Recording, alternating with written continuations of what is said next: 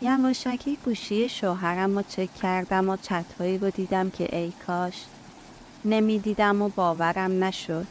اما شوهرم موقع برگشت از مسیر دکتر به خونه حرفی به هم زد که سلام دوستان، به کانال تنین درد و دلها خوش اومدید. اسم من آرزوه، 27 سالمه و یه پسر 4 ساله هم دارم. شوهرم هم مرد خوبیه و با هم زندگی خوب و خوشی داشتیم تا اینکه پدرم فوت کرد و روحیمون به هم ریخت. تازه 3 ماه بود که از فوت پدرم میگذشت که متوجه رفتارهای سرد شوهرم شدم. با این وجود که خودم عزادار بودم ولی همه جوره تلاش کردم تا رفتاراش خوب بشه، ولی فایده نداشت. یه مدت که گذشت حس کردم داره به هم خیانت میکنه. یواشکی گوشیش رو چک کردم، دیدم با یه دختری وارد رابطه شده. شماره دختره رو برداشتم.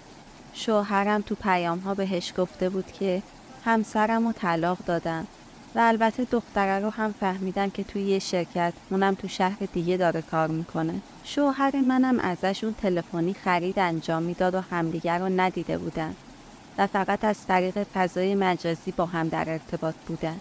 اما من بازم خیانتشو به روش نیاوردم، بیشتر هم به خاطر بچه‌م، چون میخواستم زندگیمو بسازم.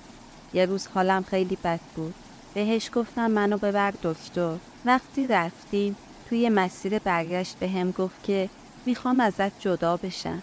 بهش گفتم دلیل این کار چیه؟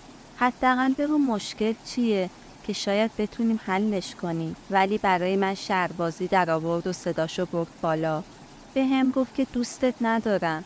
گفتم دروغ میگی.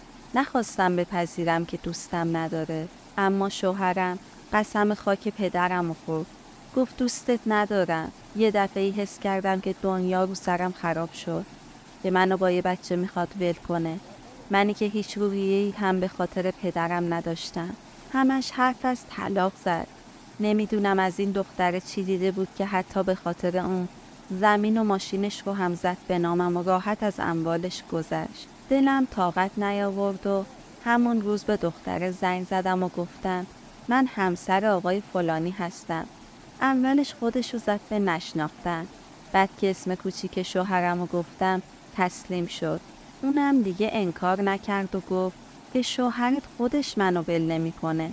وقتی قضیه رو فهمید که اونم شوهرم بهش دروغ گفته، ناراحت شد و با شوهرم کات کرد.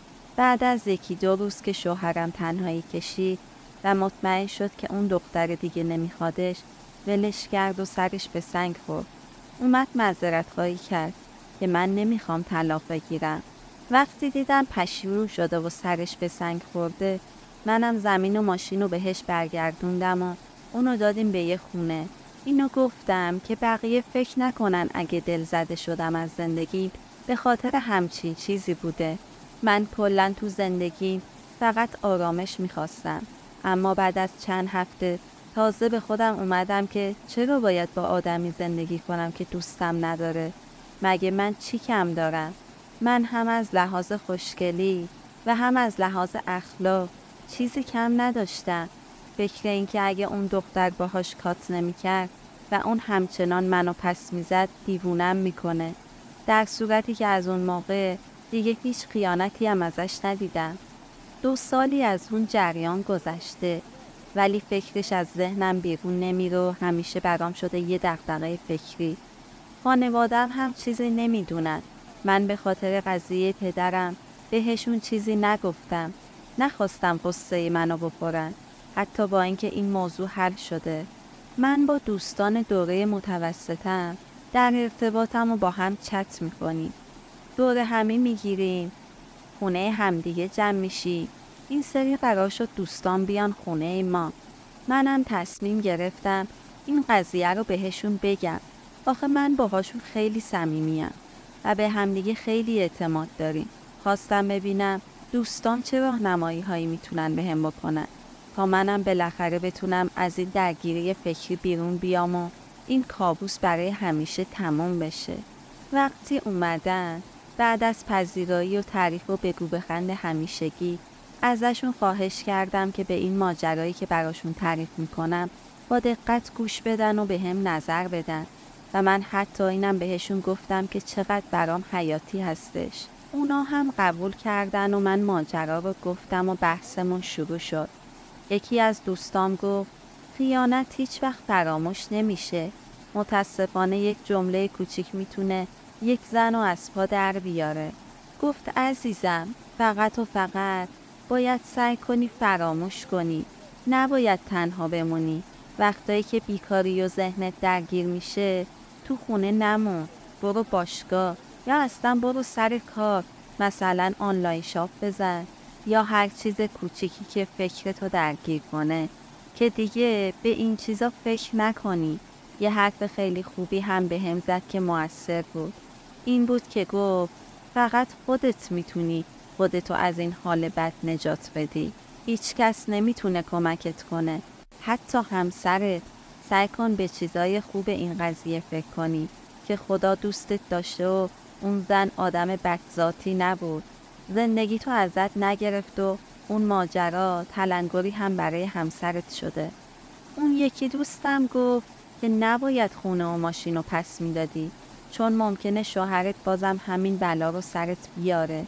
الانم اگه میبینی عوض شده و پرتلاش هستش که جبران کنه، پس انرژی و فکر منفی رو از سرت باز کن و روی پیشرفت خودت تمرکز کن. یکی از دوستان حرفی زد که کمی شل شدم و ناامید. این که گفت بدترین چیز تو جهان خیانته که هیچ جوره قابل بخشیدن نیست. حالا به خاطر بچت یا دوست داشتن خودت بوده که موندی، اما اشتباه کردی که خونه و ماشین رو برگردوندی. کسی که یک بار پاش میلغزه امکان لغزش دوباره هم هست. تا میتونی پسنداز جمع کن و بیشتر به همسرت محبت کن. یکی از دوستام هم که کمی شوخه و همروکه به هم گفت اول اینکه اگه توی این 2 سال ازش خیانت ندیدی، خب بشین سر زندگی. درسته یه غلطی کرده ولی برگشته به زندگی. بعدشم اون که همه چیزو زد به نامت، چرا برگشت دادی؟ چون اون میشد پشتوانه خودت که اگر خطایی کرد خیلی راحت با یه لگد مینداختیش بیرون. ولی خب اگه دیدی درست شده، پس دلیل نداره خرابش کنی. بچسب به زندگی تو، با بچت و شوهرت خوش باش.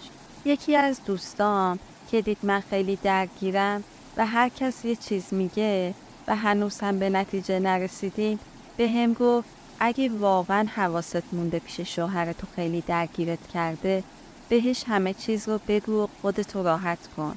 بهش بگو همه چیزو. اینکه فکر میکنی ادامه دادن با همچین آدمی اشتباهه و حتی نظرش رو هم بپرس. اگه تکذیب کرد رفتار قبلش رو، گفت اشتباه کردم، اون موقع ازش بخوا خونه و ماشین و حق حضانت فرزند رو بهت بده. اگه مثل آدم قبول کرد، بدون که واقعا از رفتارش پشیمون شده. ولی اگه تو رو پیچون، بدون از سر ناچاری داره باهات زندگی میکنه. حرفای دوستام رو گوش کردم ولی هنوز نتونستم به یه نتیجه قطعی برسن، چون بعضی ها امیدوارانه حرف زدن و بعضی هاشونم بدتر ناامیدم کردن.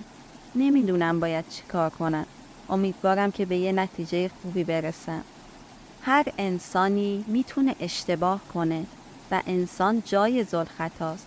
خب شوهر آرزو هم که گرفتار شده بود، خدا به زندگیش رحم کرده و زندگیش بهش برگشته. به نظر شما آیا بهتر نیست آرزو به جای اینکه چشمش به دهن این و اون باشه که بقیه چی میگن، حتی اینکه بدونن خودشونم دارن درست صحبت میکنن یا نه، به خداوند که بزرگترین راهنمایی کننده هست توکل کنه و محکمتر از قبل به زندگیش اهمیت بده؟ لطفاً نظرات و پیشنهادات خودتون رو تو کامنت ها برامون به اشتراک بگذارید تا برای آرزوی مهربون راه حلی پیدا بشه.